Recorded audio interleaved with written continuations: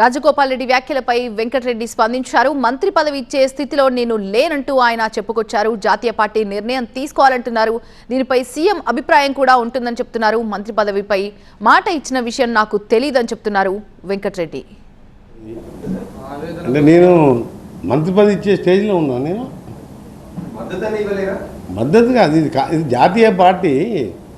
జాతీయ పార్టీలో కొన్ని సిస్టమ్ దాని ప్రకారం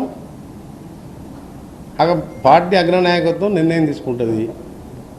సీఎం గారిని అభిప్రాయాలు తీసుకుంటారు. ముఖ్యమంత్రిగా సీఎం గారు మంత్రివర్గాన్ని నియమించే అవకాశం కేంద్ర జాతీయ పార్టీ కాబట్టి ఇక్కడ వాళ్ళ పర్మిషన్తో ఆయన చేయడం జరుగుతుంది. అందులో మా ప్రమేయం కానీ ఎవరి ప్రమేయం కానీ ఉన్నదల్లా.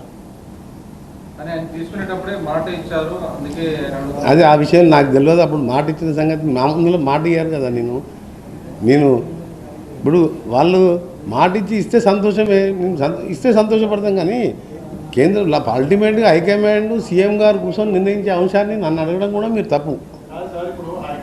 నా చేతులు లేని విషయాన్ని అడిగితే నేనేం చెప్పలేను.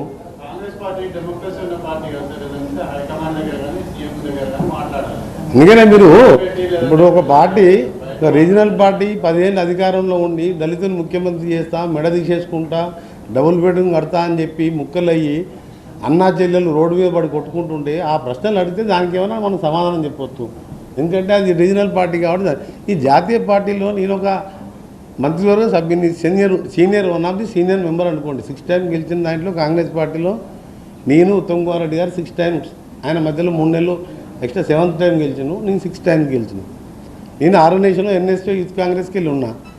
కాంగ్రెస్ పార్టీ ఇప్పుడు PCC president, CM, then high command వాళ్ళు మాట్లాడతారు. మీరు రాష్ట్రంలో జరిగే పరిస్థితులు ఏమైనా అడుగుతుంటే ఇది ఫస్ట్ మీరు నా ప్రియారిటీ ఐటెం నాది నేషనల్ అవి ఇన్ని ఈరోజు అన్నీ ఆయనతో అప్రూవ్ చేసి